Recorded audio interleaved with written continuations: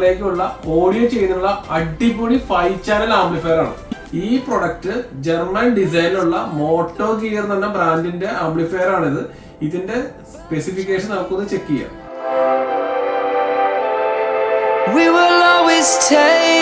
ഇതാണ് ഞാൻ പറഞ്ഞ മോട്ടോ ഗിയറിന്റെ ജർമ്മൻ ഡിസൈനിലുള്ള 5 ചാനൽ ആംപ്ലിഫയർ. നമ്മുടെ ട്രാവലറിലേക്കോ കാറിലേക്കോ 4 സ്പീക്കറും ഒരു സബ്വൂഫറും വെക്കണമെങ്കിൽ ഒരു 2 ചാനൽ ആംപ്ലിഫയറും ഒരു 4 ചാനൽ ആംപ്ലിഫയറും നമ്മൾ കണക്ട് ചെയ്യേണ്ടിയിരിക്കുന്നു. അതിന് പകരമായിട്ട് ഈ ആംപ്ലിഫയർ കണക്ട് ചെയ്യുകയാണെങ്കിൽ 110 വാട്ടിന്റെ 4 ചാനലും 900 വാട്ടിന്റെ ഒരു സബ്വൂഫറും ഇതിനകത്ത് കണക്ട് ചെയ്യാൻ പറ്റും. ഈ ആംപ്ലിഫയറിന്റെ ലെങ്ത് വരുന്നത് 24 സെന്റിമീറ്റർ ലെങ്ത്തും 12 സെന്റിമീറ്റർ വിത്തുമാണ്. അത്ര ഒരു കോമ്പാക്ട് ആംപ്ലിഫയർ ആണ്. ഇതിനകത്ത് സബ്വൂഫറിനകത്ത് പറഞ്ഞ സർക്യൂട്ട് മോണോബ്ലോക്ക് സർക്യൂട്ടാണ്. അതിനാൽ സബ്വൂഫറിന്റെ പെർഫോമൻസ് ഹെവി ആയിരിക്കും. 900 വാട്ടാണ് സബ്വൂഫർ. 110 വാട്ട് സ്പീക്കർ കണക്ടിവിറ്റി ഉണ്ട്.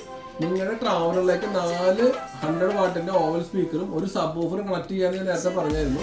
ഈ സബ്വൂഫറിന്റെ ഗെയിൻ നമുക്ക് ഇതിനകത്ത് അഡ്ജസ്റ്റ് ചെയ്യാൻ പറ്റും. അതുപോലെ തന്നെ നമ്മൾ കാറിലെ കണക്ട് ചെയ്യുന്നുണ്ടെങ്കിൽ കാറിനകത്ത് ഫ്രണ്ടിൽ 2 കോമ്പൗണ്ടിലും ബാക്കിൽ 2 കോയാക്സിൽ സ്പീക്കറും ഒരു സബ്വൂഫർ കണക്ട് ചെയ്യണമെങ്കിൽ നമുക്ക് സബ്വൂഫറിന്റെ പെർഫോമൻസ് വേണ്ടാത്ത പാട്ടുകൾ കേൾക്കാൻ വേണ്ടിയിട്ട് സബ്വൂഫറിന്റെ ഗെയിൻ നമുക്ക് ഇതിനകത്ത് അഡ്ജസ്റ്റ് ചെയ്യാൻ പറ്റും. ഇതാണ് ആംപ്ലിഫയറിന്റെ 6 ചാനൽ കണക്ടിവിറ്റി വരുന്നത്.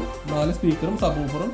അതുപോലെ തന്നെ ഇത് ഫ്രണ്ട് സ്പീക്കറിന്റെ ഗെയിനും ഫ്രണ്ട് സ്പീക്കറിന്റെ LPF HPF സ്വിച്ച് അതിന്റെ കൺട്രോളർ. അതുപോലെ റിയറിന്റെ LPF HPF സ്വിച്ചും കൺട്രോളറും. ഇത് സബ്വൂഫറിന്റെ ഗെയിൻ കൺട്രോൾ കണക്ട് ചെയ്യുന്ന സോക്കറ്റ്, സബ്വൂഫറിന്റെ ഗെയിൻ കൂട്ടാനുള്ള കൺട്രോളർ, പിന്നെ ഇത് ബാറ്ററിയുടെ കണക്ടിവിറ്റി. ഈ മോട്ടോ ഗിയർ എന്ന ബ്രാൻഡ് നമുക്ക് 1 ഇയർ വാറന്റി പ്രൊവൈഡ് ചെയ്യുന്നുണ്ട്.